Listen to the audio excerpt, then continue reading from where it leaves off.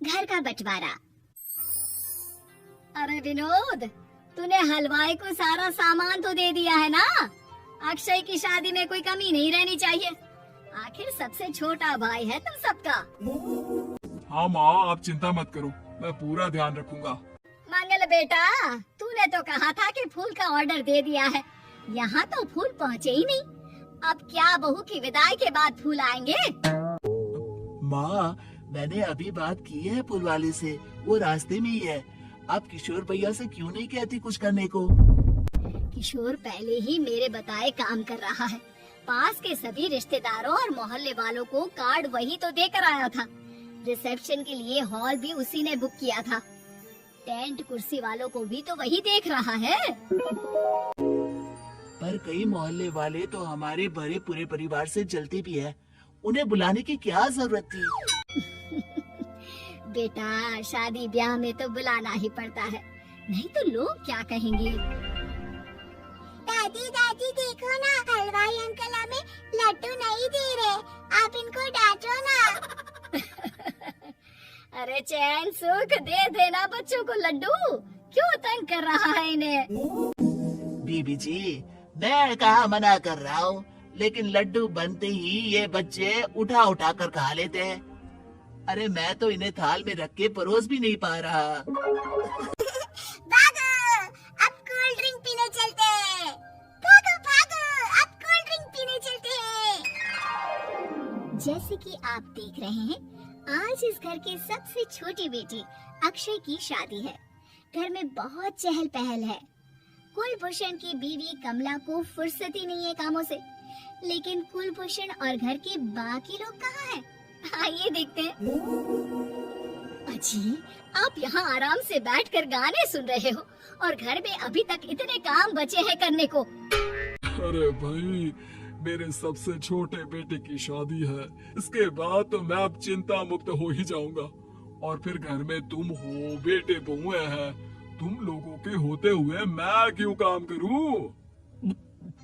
मैं तो शान से बेटे की शादी में जाऊंगा तैयार होकर।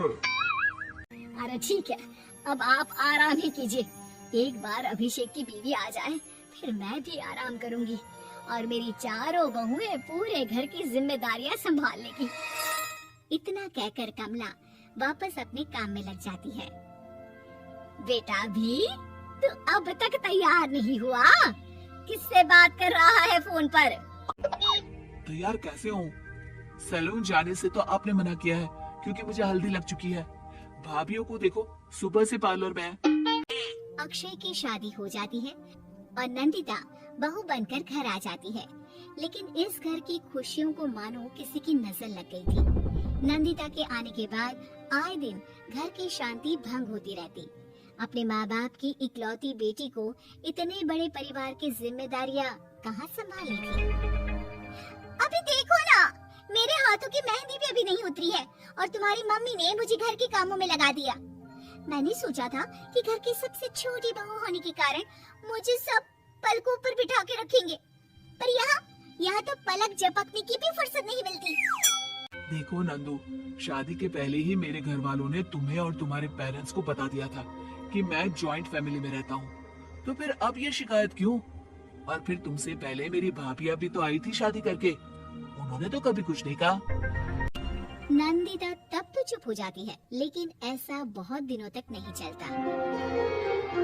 अरे नंदिता, माँ बाबूजी की दवाई का टाइम हो गया है, उन्हें दवाई दे आओ और उसके बाद सबके लिए नाश्ता बना देना। पर भाभी, मैं तो अभी अपना फेवरेट सीरियल देख रही हूँ।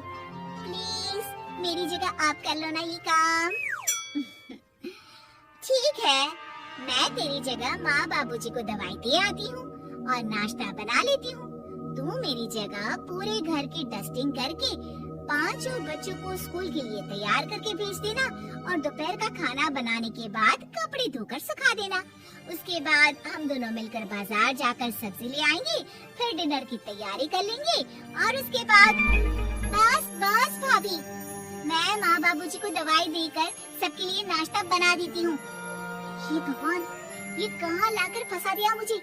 मेरे घर में तो गिनती की 8 रोटियाँ और 2 सब्जी बनती थी और नाश्ता निपट जाता था। यहाँ तो रोटियों का ढेर और सब्जियाँ बड़े बड़े पतीलों में बनानी पड़ती है। नाश्ता बनते बनते लंच का टाइम हो जाता है और लंच बनते बनते डिनर का। अभी मुझ में तुम्हारे पूरे परिवार का नखरा उठाने की और ताकत नहीं बची। मैं ऐसे नहीं रह सकती। अरे तो क्या चाहती हो तुम? मुझे अलग रहना है बस। तो ठीक है, हम कल ही शिफ्ट हो जाएंगे किराए के घर में। इतना बड़ा घर होते हुए हम किराए पे क्यों रहेंगे? ना जी ना, घर में ही दीवार खड़ी करो अपने हिस्से के आगे।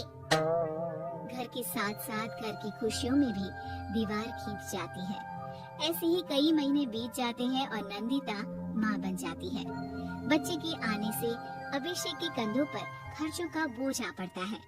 अभिषेक का बोझ कम करने के लिए नंदिता भी पार्ट टाइम जॉब कर लेती है, लेकिन इससे उसके सर पर नौकरी, घर और बच्चे की जिम्मेदारी पड़ जाती है। नंदिता ये क्या है? तुमने घर भी ठीक से साफ नहीं किया, ना ही मेरे कपड़े धुले हैं। चिंटू के बाल भी कटवाने जाना था, देखो उसके बाल कितने बढ़ गए हैं। अरे करती क्या हो पूरा दिन तुम? मैं करती क्या हूँ? तुम्हारा नाश्ता और लंच बनाने के बाद चिंटू को डे केयर सेंटर पर छोड़ कर आती हूँ, फिर खुद ऑफिस जाती हूँ।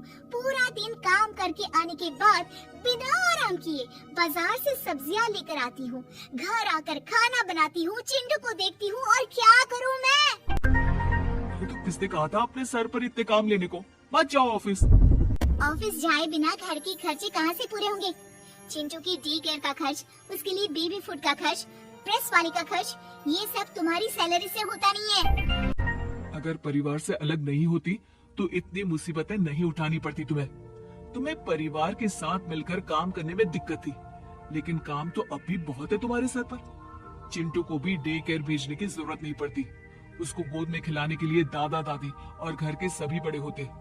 उसके साथ खेलने के लिए उसके भाई बहन भी होते। मेरे तीनों बड़े भाइयों के बच्चे भी बड़े हुए हैं, लेकिन बिना महंगा बेबी फूड खाए, क्योंकि मेरी माँ और भाभियां बहुत अच्छे से जानती है कि बच्चे को क्या खिलाना चाहिए। बिजली के बिल जैसे खर्चे भी सब मिलकर बांट लेते थे, लेकिन तुम्हें तो सबसे अलग रहने में ही मजा आता है, तो अब शिकायत क्यों करती हो? बस करो अभिषेक, बस करो। मैं मानती हूँ कि मैं गलत थी। मेरे एक गलत फैसले ने हमें बिल्कुल अकेला कर दिया है सबसे।